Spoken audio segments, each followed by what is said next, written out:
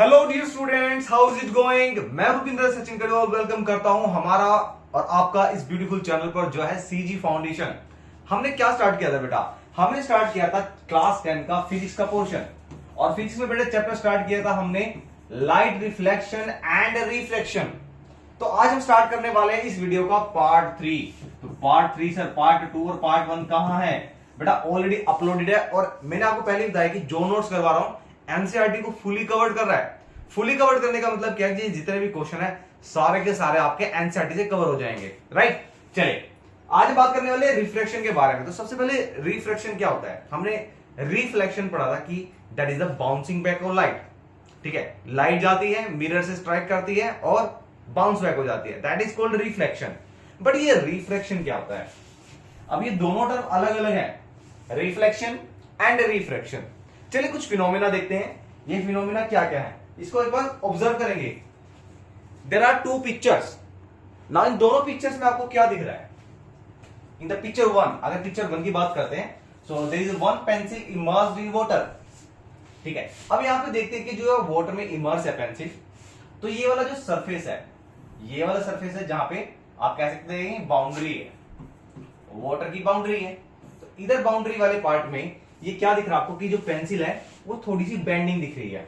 And same as इसकी जो width की बात करते हैं, तो इसकी जो विड्थ है, इसकी विड्थ के साथ क्या हुआ है? ये विड्थ भी क्या हो गया? थोड़ा सा ज्यादा हो चुका है, राइट। यहां विड्थ कम है, यहां विड्थ ज्यादा हो गई। तो ऐसा क्यों हो गया है? कोई एक ऐसा प्रोसेस हुआ होगा कि जिसकी वजह से ये चेंज हो गई। आप किसी को आप एक्सपेरिमेंट कह सकते हैं कि भाई तेरे को एक पेंसिल को बिना ब्रेक करे मोड़ के दिखाना है, बेंड करके दिखाना है, तो आप कैसे करोगे? तो भाई सब सोचने लगा भाई बिना तोड़े किसी पेंसिल को कैसे कर सकते हैं? ठीक है, तो आपने क्या करना, उस पेंसिल को हाफ ग्लास ऑफ वाटर में डिप कर देना है, इमर्स कर देना है। तो जहां पर वाटर की बाउंड्री होगी वाटर की, वहीं वाटर की बाउंड्री पे ही आपको दिखेगा कि पेंसिल बेंड हो चुकी है। बट ऐसा होता क्यों है? ठीक है, देखते हैं उसको। Same as there is a boy, Chintu Mintu boy. ठीक है, अब चिंटू मिंटू बॉय क्या कर रहा है? उसे ऐसा लग रहा है कि ये फिश यहां पर है और वो पूरे देख रहा है कि आज का डिनर रेडी, आज तो फिश खाई जाए, कार्निवोरस। ठीक है, तो वो देखता है फिश की तरह, तो उसको ऐसा लगता है कि ये फिश यहां पर है, तो उसके लिए इमेज यहां बन रही है। ठीक है, बट एक्चुअली में what is the actual position of fish? Fish भी चालू थी, बोलती देख ले बेटा देख ले, मैं तो वहां पर हूं ही नहीं जहां पे तू देख रहा है, मैं तो हूं यहां पर। तो ऐसा क्यों होता है? जो उसकी एपरेंट पोजीशन है, एपरेंट का मतलब जो उसको दिख रहा है, ये इसकी एपरेंट पोजीशन है और ये इसकी एक्चुअल पोजीशन है। तो एक्चुअल पोजीशन में और एपरेंट पोजीशन में ऐसा डिफरेंस क्यों आ रहा है? तो सोचने की बात है भाई, ऐसा हो क्यों रहा है? यहां पे भी क्या था? वाटर आ गया, यहां पे भी था, वाटर आ गया। तो क्या सिर्फ ये वाटर के साथ ही होता है? नहीं, ये ग्लास के साथ भी हो सकता है। अगर यहाँ पे ग्लास होता तो डेफिनेटली तब भी यही होता, ये लाइट चेंज हो जाती। अब मैंने एक वर्ड बोला है, लाइट का पाथ चेंज होना। ठीक है, ऐसा क्यों हो रहा है? सो बेटा जब भी लाइट एक मीडियम से, अब यहां पे कौन सा मीडियम है? यहां पे मीडियम है एयर। ठीक है, अब आप सोचोगे मीडियम क्या होता है? भाई जब स्पीड ऑफ लाइट चेंज हो जाती है जिस ऑब्जेक्ट में जाते ही, वो हो गया मीडियम। ठीक है, अब यहां पे स्पीड ऑफ लाइट अलग होती है एयर में। एयर की अगर हम बात करते हैं, इट इज 10 × 3⁸ मीटर पर सेकेंड। बट जैसे ही यहां पर मीडियम आ गया, यहां पे बाउंड्री आ गया है, ठीक है, वाटर की बाउंड्री आ गई है, तो यहां पे क्या होगा? स्पीड ऑफ लाइट थोड़ा सा वैरी कर जाएगा, चेंज हो जाएगा। और उस वैरी करने की वजह से जो लाइट रे स्ट्रेट जानी चाहिए थी, ये लाइट रे स्ट्रेट जानी चाहिए थी, असल में लाइट रे यहां से स्ट्रेट जाती है। ठीक है, बट जैसे ही मीडियम चेंज हुआ, इसका पाथ भी चेंज हो जाता है। ठीक है, so while going straight it bend some amount. अब इस टॉपिक में आज स्टडी करेंगे कि जब मीडियम चेंज होता है, मतलब अब यहां पे वाटर से एयर में जा रही है, तो ये किस तरह बेंड हुई है। अगर सेम अगर हम यहां से देखते हैं, कंपेयर करते हैं कि एयर से वाटर में लाइट जा रही है, so from which side it get bend. तो इस वीडियो में आज हम स्टडी करेंगे कि किस तरीके से लाइट का बेंडिंग होगा। ठीक है, बेंडिंग कब और कहां और क्यों और कैसे होगा। तो क्यों और कैसे का मतलब मैंने आपको बता दिया कि मीडियम चेंज होते ही जो लाइट है उसका पाथ चेंज हो जाएगा, और उस पाथ चेंज होने को ही बोलते हैं रिफ्रैक्शन, जो आज की वीडियो का हमारा मेन टॉपिक है। पाथ चेंज होने का एक रीजन है कि हम कह सकते हैं कि उसकी स्पीड चेंज हो गई है। जहां पे स्पीड ये थी, अब वाटर में एंटर करते ही उसकी स्पीड कुछ अमाउंट में रिड्यूस हो जाएगी। तो ये हो जाएगा वाटर में 2.25 10⁻⁸ मीटर पर सेकेंड स्पीड स्लो डाउन हो गई मीडियम चेंज होते ही। अब किस मीडियम में कितनी होगी आज हम इसको स्टडी करते हैं। तो सबसे पहले हमारा डेफिनेशन देखते हैं। हमारा डेफिनेशन का मतलब क्या है? क्या the phenomenon of changing the path of light, हमारा लाइट का पाथ चेंज हो जाना। कब?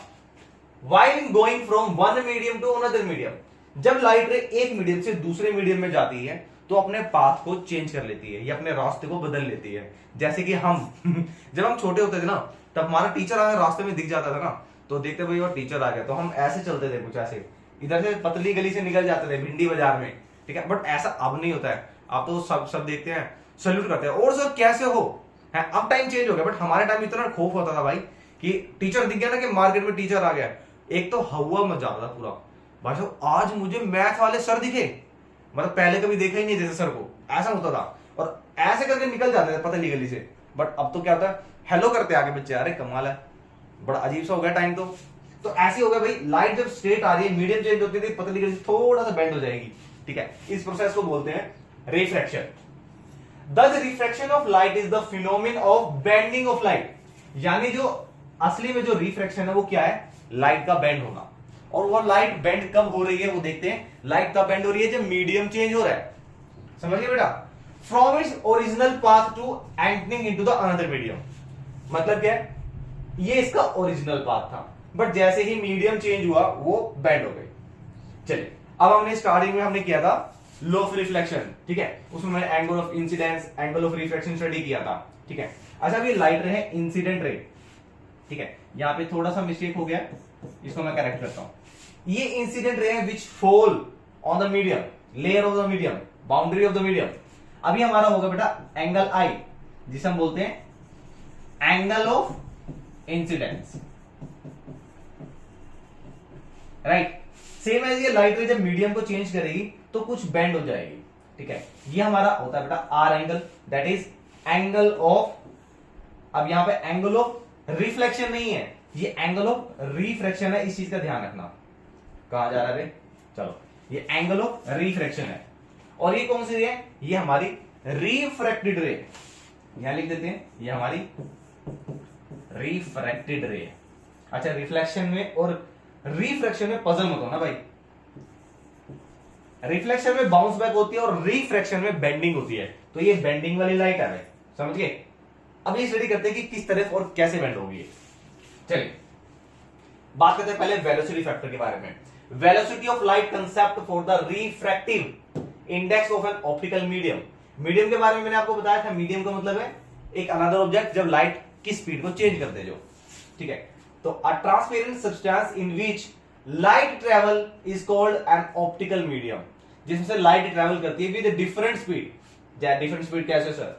एयर के बारे में मैंने बात की थी सर। तो एयर की स्पीड क्या थी? 3 × 10⁸ मीटर पर सेकेंड, राइट।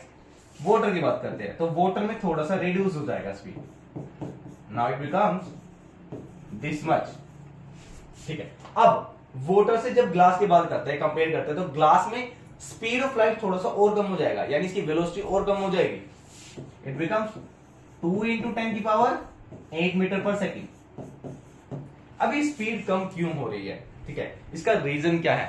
देखो, एयर के अंदर पार्टिकल्स थोड़े दूर दूर होते हैं, वाटर में these are much closer. And if you talk about the glass, glass में पार्टिकल बहुत ज्यादा पास होते हैं, और बहुत ज्यादा पास होने से क्या होगा कि जब लाइट जाएगी तो उससे स्ट्राइक करते हुए जाएगी, और स्ट्राइक की वजह से वो अपने पाथ को चेंज कर लेगी, ठीक है। अभी पार्टिकल पास होने का मतलब क्या है? जिसमें पार्टिकल दूर दूर होंगे उसको हम बोलेंगे वहां पर स्पीड ऑफ लाइट ज्यादा है, speed of light is more. और जिस मीडियम में बेटा, जिस मीडियम में स्पीड ऑफ लाइट ज्यादा होती है उसको हम बोलते हैं रेयर मीडियम। ध्यान देना, यहां पे अब हमारे पास 3 ऑब्जर्वेशन है। 3 ऑब्जर्वेशन में हमारी जो सबसे ज्यादा स्पीड होती है लाइट की वो होती है एयर में, ठीक है। इसे speed of light in vacuum भी बोल देते हैं, ठीक है, बट हम यहां मान के चलते हैं एयर है। 3 × 10⁸ मीटर पर सेकेंड। यहां पे स्पीड ऑफ लाइट मैक्सिमम होगी तो उसको हम बोलेंगे रेड मीडियम। जैसे जैसे हम अनदर मीडियम की तरफ जाते हैं वाटर, तो स्पीड ऑफ लाइट क्या हो रही है? डिक्रीज हो रही है। जहां पे स्पीड ऑफ लाइट डिक्रीज हो जाएगी उस मीडियम को बोलेंगे हम बेटा डेंसर मीडियम, क्या बोलेंगे, डेंसर मीडियम।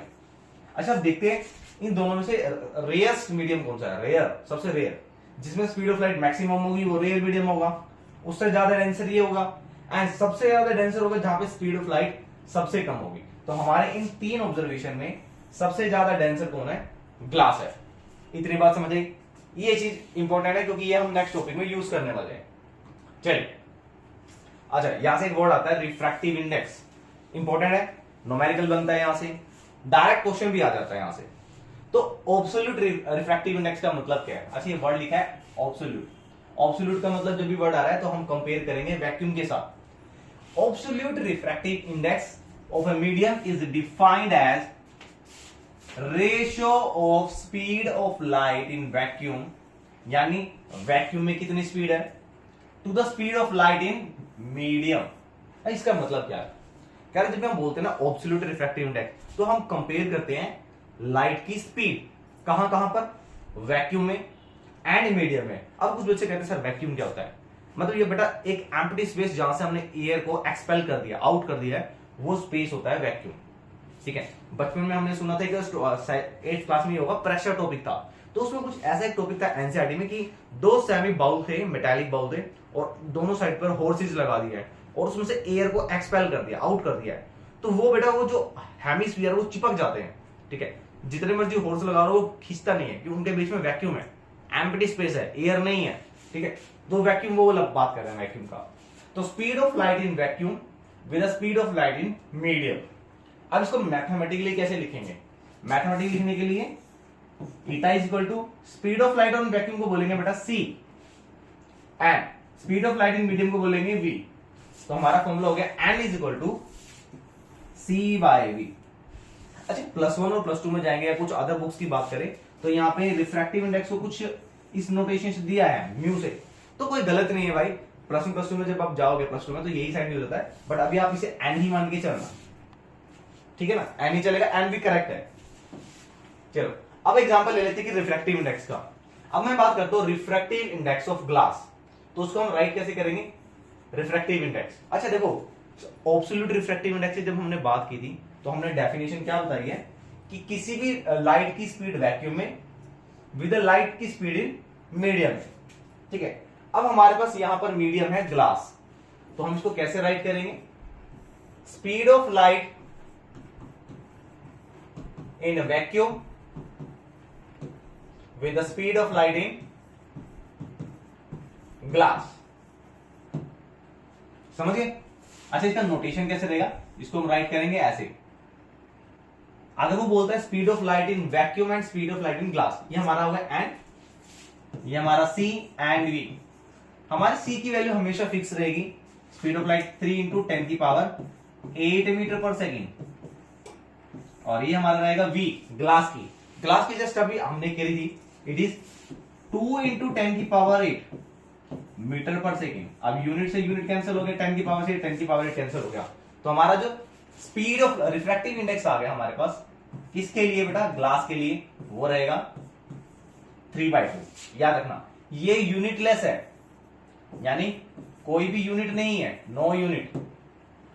ठीक है, ये तो वो बेटा ग्लास के लिए। ठीक है, ऐसे अगर हम बात करते हैं वाटर के लिए, तो वाटर के लिए क्या रहेगा, थोड़ा सा चेंज कर लेते हैं, यहां पर यहां ग्लास की जगह आ जाएगा वाटर।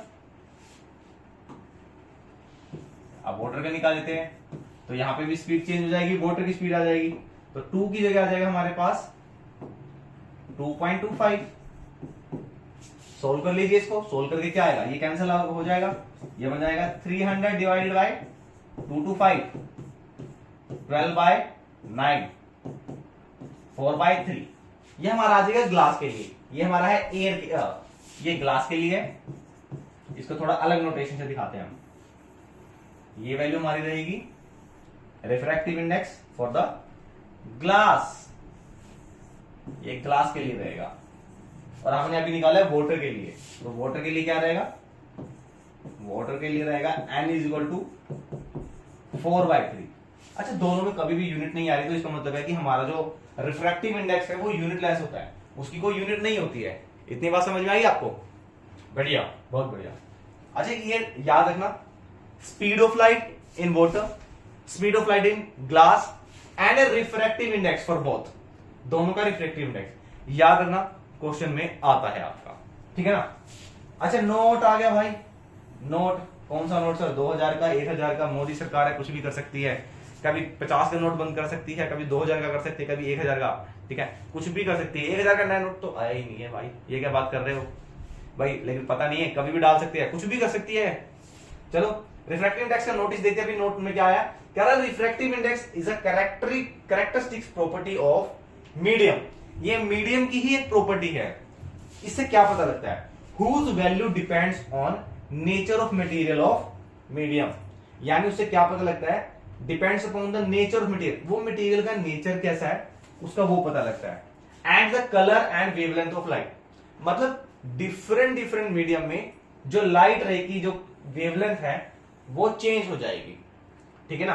तो रिफ्रैक्टिव इंडेक्स एक कैरेक्टरिस्टिक प्रॉपर्टी है जो किस पे डिपेंड करती है, मटेरियल के नेचर पे एंड कलर एंड वेवलेंथ पे, मतलब कलर और वेवलेंथ क्या है उस पर रिफ्रैक्टिव इंडेक्स होगा, समझिए। चलते हैं आगे, नोट को ध्यान में रखना भाई, सर नोट को तो सारे ध्यान में रखते हैं, पॉकेट में रखते हैं, देता कोई नहीं है, होता सबके पास है, देता कोई नहीं है, Chanchad Ranchhod Das Chanchad.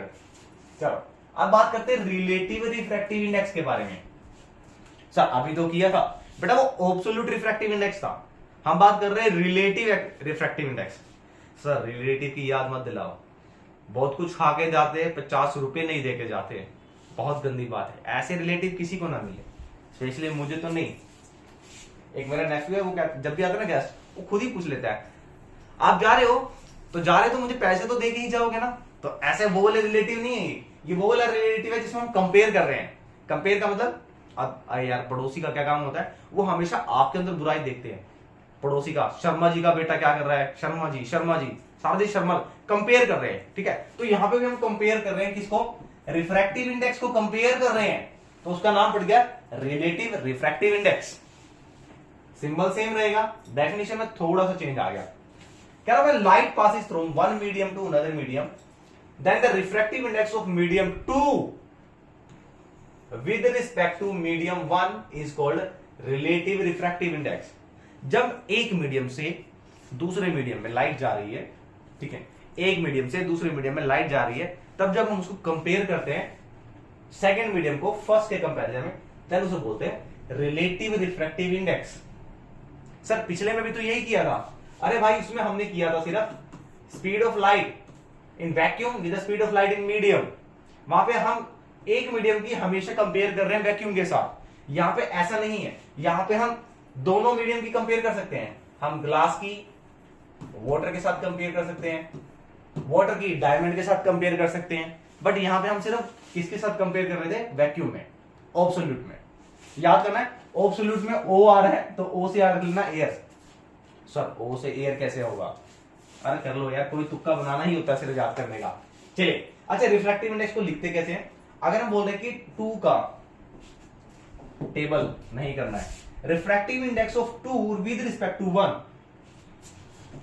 2 with respect to 1। अब शॉर्टकट बताता हूं मैं आपको करना कैसे, विद रिस्पेक्ट टू के जो बाद में लिखा हुआ है उसको हम ऊपर लिखेंगे, विद रिस्पेक्ट टू के जो पहले आ गया वो यहां नीचे आएगा, या आप ये कह लीजिए कि विद रिस्पेक्ट टू के जो पहले आगे आ रहा है वो नीचे आ जाएगा, विद रिस्पेक्ट टू के जो पीछे है वो ऊपर आ जाएगा, ठीक है, ये इसका नोटेशन है।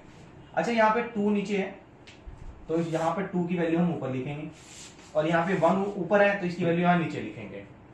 अब मैं इसको कंपेयर कर रहा हूं, देखते हैं कैसे कंपेयर करते हैं। N2 का मतलब क्या है, रिफ्रैक्टिव इंडेक्स ऑफ मीडियम 2, ठीक है, इसको हम कैसे लिख सकते हैं, क्या हम इसको ऐसे लिख सकते हैं C/V2। अरे भाई एब्सोल्यूट रिफ्रैक्टिव इंडेक्स समझाया था ना, N = C/V है। अगर मैं कहता हूं कि रिफ्रैक्टिव इंडेक्स सेकंड का है, स्पीड ऑफ लाइट तो सेम ही रहेगी, तो ये क्या बना, N2 = C/V2। डिवाइड में N1 की बात कर लेते हैं तो इसको भी हम लिखेंगे C/V1। अब इसको जब हम ओपन करते हैं तो ये हो जाएगा आपका C/V2 इंटू V1/C, तो C से C कैंसिल हो गया, हमारे पास क्या आया V1/V2, यानी दोनों की वेलोसिटी का कंपैरिजन। अब इसको थोड़ा सा हम यहां पे करते हैं एडजस्ट। जब हम कहते हैं कि refractive index of 2 with respect to 1, then ये किसके इक्वल होता है, velocity of 1 divided by velocity of 2। यानी जब भी आपके पास न्यूमेरिकल वेलोसिटी की फॉर्म में दिया होगा, ठीक है, तो स्पीड ऑफ लाइट लिखने की जरूरत नहीं है, इसको ओपन करने की जरूरत नहीं है। वेलोसिटी दी है तो डायरेक्टली हम क्या करेंगे, v1 बाई v2 कर देंगे। कब, जब 2 का 1 के रिस्पेक्ट में दिया हो, ठीक है। ऐसे ही हम देखते हैं refractive index of medium 1 with respect to 2। अब यहां थोड़ा सा चेंज हो गया, अब इसको हम कैसे लिखेंगे, इसको हम लिखेंगे refractive index of 1 with respect to 2। अब यहां n1 नीचे है तो यहां 1 की वैल्यू ऊपर आएगी, यहां 2 ऊपर है तो यहां 2 की वैल्यू नीचे आएगी। अब n1 का मतलब क्या था, c बाई वी1, तो c बाई वी1, c1 जहां पे दिशांक सर जी बहुत ज्यादा आ जाते हैं c1 में, n2 की क्या है, c बाई वी2। अब जब इसको ओपन कर लेते हैं भाई मेरे, तो हम सीधा इसको कैंसिल कर देंगे और ये हमारे पास बन जाएगा v2 बाई v1। कंपेयर करते हैं, ये हमारा था refractive index of 2 with respect to 1। जब 2 का 1 के रिस्पेक्ट करेंगे तो वेलोसिटी क्या होगी, देखो यहां 1 है तो ये v1 ऊपर है, यहां 2 है तो नीचे v2 है। अब दूसरा क्या था हमारे पास, दूसरा कर रहे हैं refractive index of 1 with respect to 2। अब 2 यहां ऊपर है तो यहां देखो वेलोसिटी में भी 2 ऊपर आ गया। ये शॉर्टकट याद कर लो, शॉर्टकट चीजें कई बार जगह याद बहुत काम आती है, लेकिन शॉर्टकट को याद करने का एक ही तरीका है भाई, पूरे कंसेप्ट को डिटेल में समझना। मेरी बात समझ लो, कुछ शॉर्टकट नहीं होता भाई, सारा कंसेप्ट ही होता है, कंसेप्ट से ही एक शॉर्टकट निकलता है।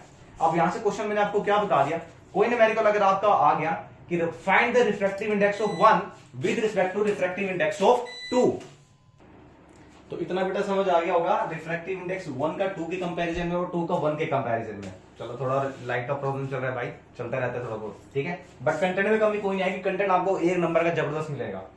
चलो अब चलते बेटा हम बात करते 2 का 1 के कंपैरिजन में या 1 का 2 के कंपैरिजन में अगर देख रहे हैं तो वैल्यू में कितना डिफरेंस आ रहा है, इसको हम ऐड करके देखते हैं। इंपॉर्टेंट टॉपिक है यहां से, अगर हम देख रहे हैं n2 2 का 1 के कंपैरिजन में, तो हमारे पास वैल्यू आ रही है v1 by v2, v1 by v2। And same अगर हम बात करते हैं n1 का 2 के कंपैरिजन में, तो वैल्यू आ रही है हमारे पास v2 बाई v1। यानी जो refractive index of 2 with respect to 1 है और 1 विद रिस्पेक्ट टू 2 है, इनकी जो वैल्यू है वो रेसिप्रोकल आ रही है। यानी अगर हम इनको मल्टीप्लाई करते हैं दोनों को, किस चीज को, इस इक्वेशन को और इस इक्वेशन को हम मल्टीप्लाई करते हैं, तो मल्टीप्लाई करने पे हमारे पास क्या होगा, ये कर दिया मैंने मल्टीप्लाई और ये आ गया हमारे पास v1 by v2 into v2 by v1।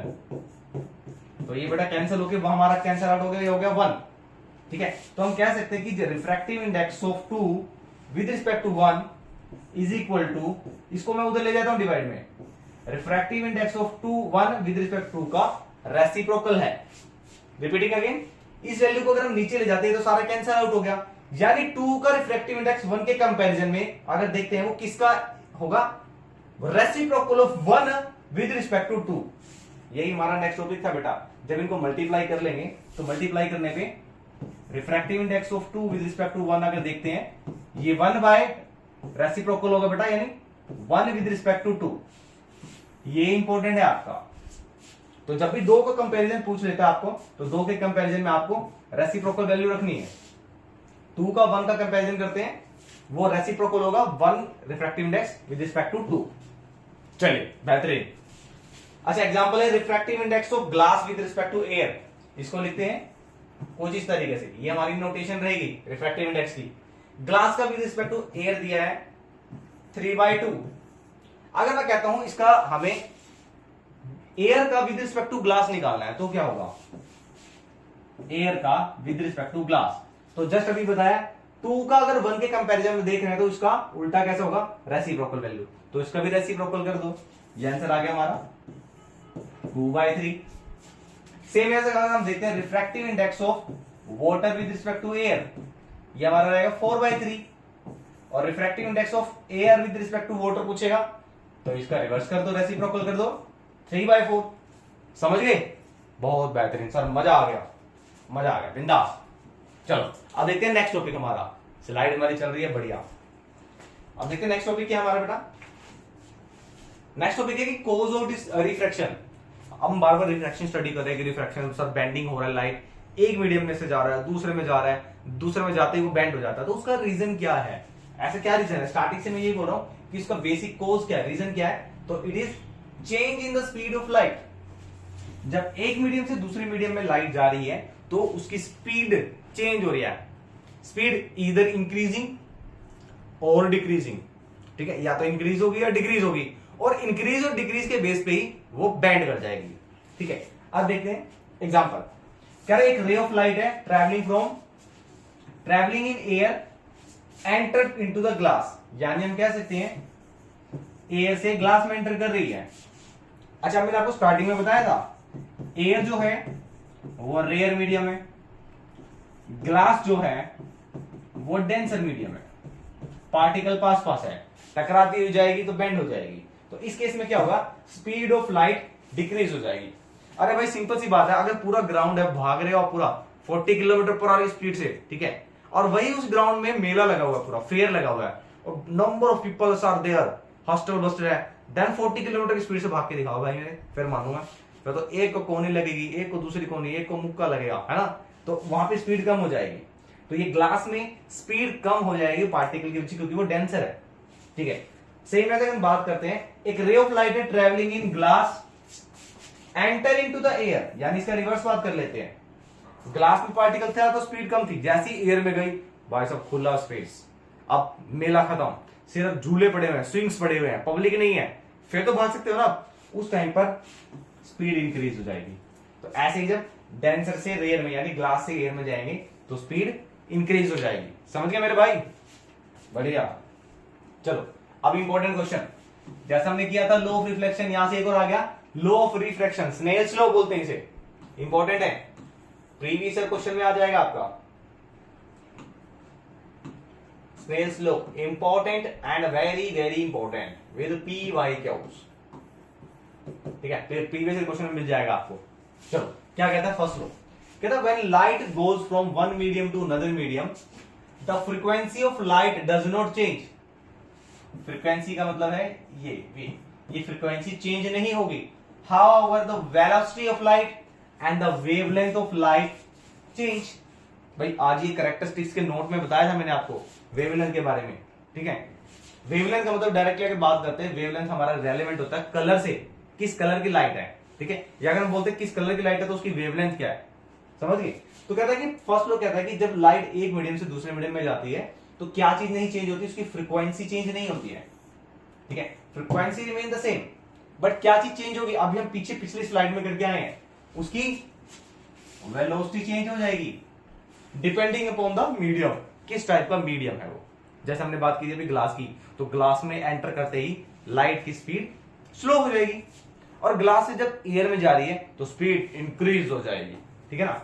Same है, दूसरा फैक्टर क्या है, पहला था हमारा वेलोसिटी का चेंज होना, और दूसरा क्या है, कलर चेंज होना, यानी wavelength. And which quantity remain same, कौन सी क्वांटिटी सेम रहेगी, वो रहेगी बेटा फ्रीक्वेंसी, ये याद रखना। फ्रीक्वेंसी को डिनोट करते हैं ये इस सिंबल से, ठीक है। वेलोसिटी आपको पता ही है v, एंड वेवलेंथ रहेगा ये लैम्डा से, ठीक है। दूसरा लॉ क्या कहता है कि द इंसिडेंट रे, जो रे इंसिडेंट हो रही है मीडियम के ऊपर, रिफ्रैक्टेड रे जो मीडियम के अंदर एंटर करने के बाद बेंड हो गई है, एंड नॉर्मल मैंने आपको पहले भी बताया था लॉ ऑफ रिफ्लेक्शन में, ठीक है, जो परपेंडिकुलरली होगा मीडियम पे। क्या है, incident ray, refracted ray and normal to the interface of media. Interface of medium क्या है, जहां पे मीडियम चेंज हो रहे हैं, जैसे कि ये था, ये एयर है, ये वाटर मान लेते हैं, तो एयर और वाटर की जो लाइन ड्रॉ करिए, ये इंटरफेस है, ये मीटिंग पॉइंट है, यहां पे मीडियम चेंज हो रहा है, उसे हम बोलेंगे इंटरफेस। तो इंटरफेस पर incident ray, refracted ray and normal of the two media at a point of incidence lie in the same plane, ये सारे के सारे सेम प्लेन पे लाई करेंगे। अभी बोलते हैं थर्ड लॉ की बात करते हैं, ठीक है। थर्ड लॉ क्या कहता है, ये इंपॉर्टेंट है, यहां से क्वेश्चन बन जाएगा आपका, या तो पूछ लेगा डायरेक्टली स्नेल्स लॉ के ऊपर, ठीक है। या पूछ लेगा what is the law of reflection, या थर्ड क्वेश्चन जो बनता है एनसीईआरटी इंपॉर्टेंट क्वेश्चन है जो, वही यहां से बनेगा थर्ड पार्ट से। देखेंगे बाद रीड करेंगे क्या कहता है, कहता है the ratio of sine of angle of incidence, जो एंगल ऑफ इंसिडेंस है उसका sine to the sine of angle of refraction यानी R, sine R is a constant, या आप कह सकते हैं इसको इस तरीके से, sine of angle of incidence with the sine of angle of refraction is equal to constant, और ये कांस्टेंट को हम बोलते हैं रिफ्रैक्टिव इंडेक्स। याद रखना इसका नोटेशन क्या, 2 का 1 के कंपैरिजन में, या इसको हम ऐसे भी राइट कर सकते हैं n2/n1। ये इंपॉर्टेंट है बेटा, क्वेश्चन ध्यान रखना, यहां से आप क्वेश्चन आपका स्टार्ट हो जाएगा। अब देखते हैं यहां से क्या टॉपिक स्टार्ट होता है। टॉपिक स्टार्ट होता है कि जब लाइट एक मीडियम से दूसरे मीडियम में एंटर कर रही है तो किस तरफ बेंड होगी। तो हमारा पहला ही यही है, the direction of bending of light, किस डायरेक्शन में बेंड हो रही है। तो ये हमारा केस 1 रहेगा। केस 1 में कहता है कि जब लाइट रे कहां से जा रही है, रेयर मीडियम से, किधर जा रही है, डेंसर मीडियम में। अब रेयर मीडियम डेंसर मीडियम आपको मैं बहुत बार बता चुका हूं। रेयर मीडियम या रेयर मीडियम क्या होता है, जहां पे स्पीड ऑफ लाइट मोर होती है। बारे तेरे को क्या हो गया भाई, स्पीड ऑफ लाइट मोर होती है। और डेंसर मीडियम क्या हो गया, आज लगता है भूत आ गया यहाँ, जहां पे लेस स्पीड होती है वो हमारा, अरे और भैया ये तो, और भैया चलो अब देखते हैं डायग्राम की तरफ। अब ये हमारा, फिर यहाँ पे मिस्टेक कर दिया भाई, इस एडिटर की तो क्या सारा एडिटर खुद ही तो बनाया आपने। चलो ये हमारी इंसिडेंट रे है, ये हमारा परपेंडिकुलरली है किसके ऊपर, इंटरफेस पे, ठीक है। अभी लाइट रे जो आ रही है, इंसिडेंट रे है, ये इंसिडेंट रे यहां से जैसे ही इंटरफेस आया, यहां से ये बेंड कर गए। अब किस तरह बेंड कर रही है, टूवर्ड्स द नॉर्मल। तो यहां से ध्यान रखना, ये हमारा एंगल आई है, ये हमारा एंगल आर है, एंगल ऑफ रिफ्रैक्शन, ये हमारा एंगल ऑफ इंसिडेंस है। अब यहां पे हो क्या रहा है कि जब रेयर मीडियम से डेंसर मीडियम में लाइट जा रही है तो हमारा जो एंगल है हमारी जो लाइट है वो बेंड कर रही है towards the normal. Important point है बेटा, शॉर्ट क्वेश्चन बनते हैं यहां से। और केस स्टडी का अगर क्वेश्चन देखते हैं तो केस स्टडी के क्वेश्चन पिछली बार भी यहीं से बने थे, बेंड टूवर्ड्स नॉर्मल, टूवर्ड्स, अरे भाई क्यों कर रहा है, बेंड टूवर्ड्स नॉर्मल, नॉर्मल चल नॉर्मल। अब यहां से देखते हैं हम, जो थर्ड लो था हमारा, यहाँ पे angle of incidence, angle of refraction, ये हमारा कांस्टेंट था, ठीक है। अब इस केस में आपको क्या दिख रहा है, ये वाला जो एंगल है, एंगल ऑफ इंसिडेंस ज्यादा है, ये बेंड हो गया टुवर्ड्स द नॉर्मल, तो ये वाला जो एंगल था बेटा, ये वाला ये कम हो गया हमारा, ठीक है। तो यहाँ पे I/R ये ग्रेटर देन 1 मिलेगा आपको। इसको मैं अलग से हाईलाइट कर देता हूं, हमारा sine I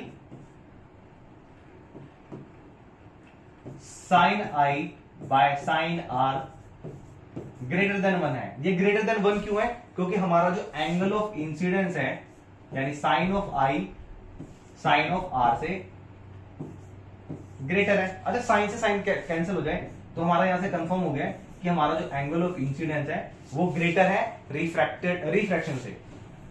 angle of refraction कम है, एंगल ऑफ इंसिडेंस ज्यादा है, तो ये लाइट यहां बेंड हो रही है, ठीक है। ये था हमारा केस 1 कि जब लाइट हमारा रेयर से डेंसर में जा रही है तो टुवर्ड्स द नॉर्मल बेंड हो रही है। नॉर्मल में बेंड होने पे एंगल में क्या फर्क आ रहा है, एंगल में फर्क आ रहा है कि एंगल इन इंसिडेंस ज्यादा है, रिफ्रैक्शन कम है। और हमारा जो रिफ्रैक्टिव इंडेक्स है ग्रेटर देन 1 आ रहा है, रिफ्रैक्टिव इंडेक्स ग्रेटर देन 1 आएगा क्योंकि ये आर एंगल कम है। अब देखते हैं दूसरा केस, केस 2, यानी going from denser to rare medium, ठीक है। ये हमारा इंसिडेंट रे है, ब्यूटीफुल, आने दीजिए। ये हमारा इंटरफेस है ब्लैक वाला। अच्छा मैंने बोला कि डेंसर से रेयर आ रहा है, डेंसर का मतलब क्या है, पार्टिकल स्ट्रॉन्ग है, जहां पे पास पास है, आस पास है, ठीक है। तो मैंने एग्जांपल ले लिया वाटर का, आप ग्लास ले सकते हैं, डायमंड ले सकते हैं, ठीक है, कोई भी कंपेयर कर सकते हैं। जिसका रिफ्रैक्टिव इंडेक्स ज्यादा है उसको ऊपर रखना है, नीचे वाले कम है। अब रिफ्रैक्टिव इंडेक्स वाटर का ज्यादा होता है as comparison to air. Water का कितना होता है ये नहीं बताऊंगा मैं, 4/3 होता है, बिल्कुल भी नहीं बताऊंगा मैं आपको, ठीक है, चलिए अब ये इंसिडेंट रे आ रही बेटा, ये नॉर्मल आपका ये इंटरफेस है। अब लाइट यहां से आ रही है, तो इस केस में क्या होगा, light from denser to rare के केस में light ray bend away from normal, जो लाइट रे है नॉर्मल से अवे की तरफ बेंड कर जाएगी, ठीक है। अच्छा इसको हम कंपेयर करते हैं थर्ड लॉ से, साइन आई साइन आर, इस केस में हमारा लेस देन 1 होगा, रीजन बी क्योंकि एंगल ऑफ इंसिडेंस की बात करते हैं, इसको देखते हैं, एंगल ऑफ इंसिडेंस हमारा कम आ रहा है, इसको अगर कैंसिल करते हैं तो एंगल ऑफ इंसिडेंस हमारा कम है एंगल ऑफ रिफ्रैक्शन से, या आप कह सकते हैं कि हमारा जो रिफ्रैक्टिव इंडेक्स है sine I by sine R, ये हमारा लेस देन 1 है। ये शॉर्ट क्वेश्चन बन गया आपका। जब रेयर मीडियम से डेंसर में जाती है तब हमारा ग्रेटर देन 1 होता है, लेकिन जब हमारा डेंसर से रेयर में जा रहा है तो रिफ्रैक्टिव इंडेक्स हमारा, इसको थोड़ा सा और मॉडिफाई करते हैं, अब ठीक है, हमारा रिफ्रैक्टिव इंडेक्स लेस देन 1 होगा, ये याद रखना। यहां दिख रहा है बेटा, देखो ये नॉर्मल से अवे की तरफ जा रहा है, अवे जाने से क्या होगा, रिफ्रैक्शन एंगल या रिफ्रैक्टेड एंगल ज्यादा है, या इंसिडेंस एंगल कम होगा as comparison to angle of refraction. अरे भाई ये रूल मत लगाने लग जाना कि angle of incidence is equal to angle of refraction, वो हमारा दूसरा लॉ था, लॉ ऑफ रिफ्लेक्शन था, हम लॉ ऑफ रिफ्रैक्शन कर रहे हैं भाई मेरे, ये ध्यान रखना, यहां गलती मत कर देना, बच्चे मोस्टली रिफ्लेक्शन और रिफ्रैक्शन ही गलती कर देते हैं। अच्छा ये हमारा सेकंड केस था, पहला रेयर से डेंसर, दूसरा डेंसर से रेयर। चलिए अब देखते हैं तीसरा, तीसरे से पहले एक नोट कर लेते हैं। नोट क्या कहता है कि light ray travelling from rare medium to denser medium, जब रेयर से डेंसर जाते हैं तो क्या होगा, it slow down and bend towards the normal. Important है बेटा, नोट में ध्यान रख लेना, और नोट का मतलब क्या है, स्पेशलाइज बबल्स में बना लो इसे, बबल्स बहुत पसंद है मुझे, बबल्स तो दिखी नहीं, बबल्स क्लाउड, क्लाउड तो दिखी नहीं रहे भाई इतनी गर्मी में। अच्छा नोट में क्या है कि लाइट रे जब रेयर से डेंसर में जाएगी तो उसकी स्पीड स्लो डाउन हो जाएगी and bend towards the normal. अब इसका कॉन्ट्रारी देखते हैं, ऑपोजिट क्या, जब लाइट रे ट्रेवल करती है डेंसर से रेयर में तब इसका अपोजिट हो जाएगा, जो स्पीड ऑफ लाइट है वो ज्यादा हो जाएगी, स्पीड अप, बट जो लाइट रे है वो कहां जाएगी, it bend away from normal, ये नॉर्मल से अवे की तरफ बेंड कर जाएगी। पूरा डायग्राम के साथ बताया भाई, गलती मत करना, ठीक है। चलो अब चलते हैं हम केस 3 पे। केस 3 क्या कहता है, कहता स्पेशल, ये स्पेशल केस है बेटा इसका, केस 3 का कहता है कंडीशन फॉर नो रिफ्रैक्शन। इसको मैं दो पार्ट में बांट रहा हूं, ए एंड बी। पहला कंडीशन फॉर नो रिफ्रैक्शन, ऐसा कौन सा कंडीशन है जिसमें रिफ्रैक्शन नहीं होगा, तो ये बना लेते हैं हमारा इंटरफेस, ये बना लेते हैं हमारी इंसिडेंट रे, और ये बना लेते हैं हम नॉर्मल, ठीक है, ये हमारा नॉर्मल है, ये लीजिए ये लीजिए ये लीजिए, काट देते हैं। चलो अच्छा अब वो कह रहे हैं कि ऐसी कौन सी कंडीशन है कि जिसमें रिफ्रैक्शन होगा ही नहीं, एंगल ऑफ इंसिडेंस या तो ग्रेटर होगा या लेस होगा, बट उस कंडीशन में तो नहीं होगा, तो ऐसी कौन सी कंडीशन है कि रिफ्रैक्शन ही नहीं होगा, ठीक है। तो वो कंडीशन है बेटा कि जब हमारा एंगल ऑफ इंसिडेंस कितना होगा, हमारा एंगल ऑफ इंसिडेंस या एंगल कह लेते हैं, ये इस लाइन पे यानी नॉर्मल टू आएगा यहां पे, या आप कह सकते हैं एंगल ऑफ इंसिडेंस हमारा 0 हो गया, नॉर्मल के ऊपर आ गया, तो इस केस में हमारी लाइट रे बिल्कुल सीधी जाएगी, बिल्कुल सीधी, कोई भी चेंज नहीं होगा, यानी angle of incidence is equal to angle of refraction हो गया। सर स्नेल्स लॉ यही है क्या भाई, तीनों लॉ बता दिए मैंने, ये इसका स्पेशल केस है। ऐसा कौन सा केस है जिसमें रिफ्रैक्शन नहीं होगा, तो रिफ्रैक्शन तब नहीं होगा जब ये लाइट रे 0 डिग्री पे आएगी, 0 डिग्री पे आने मतलब नॉर्मल के ऊपर आना, और नॉर्मल में आना मतलब ये सीधी चली जाएगी अनडेविएटेड, इसके लिए वर्ड आता है अनडेविएटेड। बहुत बढ़िया, सारा क्वेश्चन करा दिया, एक और क्वेश्चन नहीं बचा है। चलो आप देखते हैं, and when refractive index of two media are equal, यानी ऐसा कौन सा केस है जब रिफ्रैक्टिव इंडेक्स इक्वल हो जाएगा भैया? अच्छा ये वाला कंडीशन में इसको थोड़ा सा रब कर रहा हूं, इसको मैं सिर्फ इतना कर रहा हूं, angle of incidence equal to 0, ठीक है, यहां 0 है तभी अनडेविएटेड जाएगा। अच्छा मैंने बोला है दूसरा केस कि refractive index of 2 media are equal, वो भी यही हो रहा था? नहीं भैया, यहां पे छोटी सी मिस्टेक है। अब एंगल ऑफ इंसिडेंस मैंने यहां 0 कर दिया तो रिफ्रैक्शन नहीं बनेगा, ठीक है। अब वो कह रहा है कि 2 मीडिया कब इक्वल होंगे? जब ये वाला एंगल और ये वाला एंगल इक्वल हो जाएगा तब ये सीधा चला जाएगा। इस चीज का ध्यान रखना है आपको, समझ गए? तो सीधा कब जा रहा है? यहां पे भी अनडेविएटेड आ रहा है, यानी यहां पर भी angle of incidence angle of refraction के इक्वल हो रहे हैं, समझ गए? रिफ्रैक्शन कहां नहीं हो रहा है? जब ये 0 डिग्री पे हो गए, ठीक है। दूसरा रिफ्रैक्शन कब नहीं होगा? जब ये इक्वल हो जाए, angle of incidence angle of refraction के इक्वल हो जाए। लाइक ये 45 डिग्री है और रिफ्रैक्शन भी 45 डिग्री हो जाए, 45 डिग्री। इस केस में बेटा नहीं होगा रिफ्रैक्शन, यानी दो केस है जिसमें रिफ्रैक्शन नहीं हो रही। एक तो जब एंगल ऑफ इंसिडेंस 0 हो जाए, अगर एंगल ऑफ इंसिडेंस 0 नहीं है, अगर हमारा एंगल ऑफ इंसिडेंस 0 नहीं है तो क्या होगा? वो एंगल ऑफ रिफ्रैक्शन के इक्वल हो जाएगा, ठीक है। उस केस में जिसमें angle of incidence angle of refraction के इक्वल हो गए भाई, उस केस में हमारा रिफ्रैक्शन नहीं होगा। रिफ्रैक्शन का मतलब क्या है? रिफ्रैक्शन नहीं मतलब सीधा चले जाएंगे भैया बिना किसी अड़चन के, किसी प्रॉब्लम के, समझ गए? चलते हैं नेक्स्ट टॉपिक पे। Oh my God, that is the question, is the question. देखते हैं क्या कहता है। कहता है light travel through the water with speed of 2.25 10 की पावर 8 मीटर पर सेकेंड। ये हमें पता है, क्यों दिया है हम जानते हैं इसको। ये हमारा आ गया V। What is the refractive index of water? Refractive index of water क्या होगा? If speed of light in vacuum यानी C is equal to 3 into 10 की पावर 8 मीटर पर सेकेंड। बहुत बढ़िया, ध्यान रखना बेटा, ये वैल्यू आपको गिवन हो या ना हो, आपको अंडरस्टूड होनी चाहिए, ये आपके माइंड में प्रिंट हो जानी चाहिए। स्पीड ऑफ लाइट इतने मीटर पर सेकेंड है। फॉर्मूला सिंपल लगेगा, n is equal to C by V. पर ये हमारे पास बिल्कुल 1 सेकंड में आंसर आ जाना चाहिए, क्योंकि आज की ही स्लाइड में मैंने आपको बता दिया था ये सॉल्व करना। अब ये क्या कैंसिल हो जाएगा? यहां से यूनिट कैंसिल हो गई, पावर कैंसिल हो गई, ये बन गया आपका 3 डिवाइडेड बाई 2.25। कैंसिल करेंगे पॉइंट को, ऊपर जाएगा 300 225। 25 की टेबल पे अगर देखते हैं तो ये 9 पे कैंसिल आउट हो जाएगा, ये 12 पे, और ये आ जाएगा 4/3। ठीक है, बढ़िया। चलो, अच्छा क्वेश्चन था, अच्छा क्वेश्चन था। रिफ्रैक्टिव इंडेक्स ऑफ वाटर कितना आ गया बेटा? 4/3। अगर ग्लास का ही बोल देता है यहाँ पे ग्लास का निकालने के लिए, तो बिल्कुल टिप्स पे पता होना चाहिए आपको ये पॉइंट, टिप्स पे।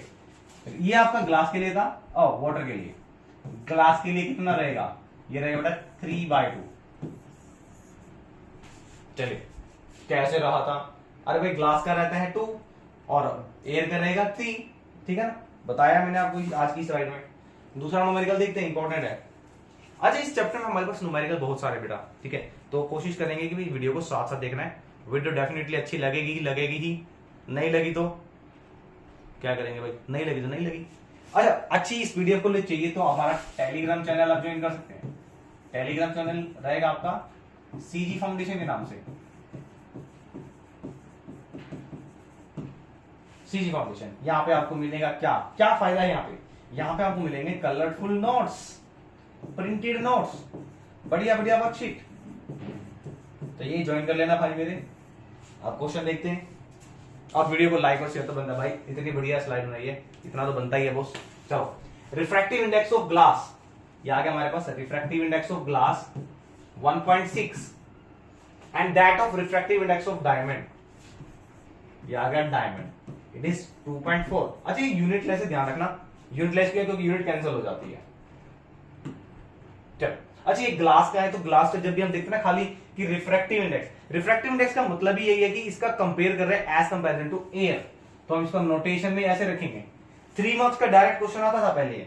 डायमंड का, तो डायमंड का एज कंपैरिजन टू एयर है, क्वेश्चन में क्या पुट करता है, कैलकुलेशन या calculate refractive index of diamond with respect to glass. ध्यान देना नोटेशन भाई, क्या कर रहे हैं, diamond with respect to glass, अरे ग्लास, तो इसको नोटेशन क्या रहेगा, refractive index of diamond with respect to glass. अच्छा यहाँ डायमंड नीचे है तो इसकी वैल्यू ऊपर आएगी, यहाँ पे डायमंड वाली कौन सी ये है, यानी A and B, and glass ऊपर है तो इसकी वैल्यू नीचे आएगी, ये ए एंड जी। डायमंड की वैल्यू कितनी है 2.4, ग्लास की कितनी है 1.6, ये कट जाएगा, पॉइंट से पॉइंट कैंसिल, ये 2 पे कट गया, ये 3 पे कट गया, ये आ गया हमारे पास 1.5, या सिंपल कह सकते हैं 3/2। ये है हमारे पास बेटा refractive index of diamond with respect to glass. अगर वो पूछ लेता, क्या पूछता, पूछने दो सर, हमने आंसर नहीं करना, जब इतना पूछा इतना ही बताएंगे, गलत बात, एक्स्ट्रा लेके चलोगे तभी तो आएगा। जितना परसेंट हम देखते हैं ना गेन करते हैं, 100 अगर हमें कोई दे रहा है तो हम उसका 70% करते हैं गेन, और 70% में से हम कंक्लूजन निकाल गए ना तो 70 का 80 हो जाता है, ठीक है, अदरवाइज 70 ही रहेगा, याद रखना। तो जितना परसेंट आप गेन कर रहे हैं कोशिश करना उसको मेंटेन रिटेन करने की कोशिश करना। अगर ये पूछ लेता कि refractive index of glass with respect to diamond, तो ये इसका क्या हो जाएगा, ये आप कमेंट करेंगे भाई। आज के ही टॉपिक में बताया मैंने कि जब अपोजिट पूछता है तो कैसे निकालते हैं वैल्यू, इस वैल्यू को आप कमेंट करेंगे, देखते हैं कितना टॉपिक समझ आया एग्जाम को। चलो बेटा आज की वीडियो में यही था। कल की वीडियो में क्या है, कल की वीडियो में हम स्टार्ट करने वाले हैं स्फेरिकल लेंसेज, और स्फेरिकल लेंसेज में बहुत इजी है, ठीक है। उसके बाद हम देखेंगे इसका साइन कन्वेंशन, और साइन कन्वेंशन के बाद करेंगे हम न्यूमेरिकल और पाथ। छोटा सा टॉपिक बेटा, यहां से 1 मार्क्स का और 2 मार्क्स के क्वेश्चन बनते हैं आपके, बहुत ही सिंपल है, बहुत ही सिंपल। सिर्फ एक छोटा सा मतलब यहाँ पे 2 या 3 टाइप के क्वेश्चन बनते हैं पावर से, और वो फिक्स है। अगर पावर का क्वेश्चन आ गया भाई साहब मेरी वीडियो से मिल जाएगा आपको, ठीक है। न्यूमेरिकल हर टाइप का न्यूमेरिकल मैं आपको करा दूंगा बिल्कुल इजी वे में। बात करते हैं साइन कन्वेंशन की, ये आपको साथ साथ जब लेंस हम स्टार्ट करेंगे तो स्फेरिकल लेंसेज में आपको साइन कन्वेंशन बता दूंगा, जैसे मिरर में किया था वैसे ही है, थोड़ा सा डिफरेंस रहेगा, एक छोटा सा बिल्कुल, ठीक है। तो ये बेटा ये था आज की वीडियो का कंटेंट, कैसा लगा बता देना, मजा आ जाएगा पढ़ के। तो आज की वीडियो में तो इतना ही, मिलेंगे नेक्स्ट वीडियो में, तब तक के लिए टाटा बाय बाय, अपना ध्यान रखिए, टेक केयर।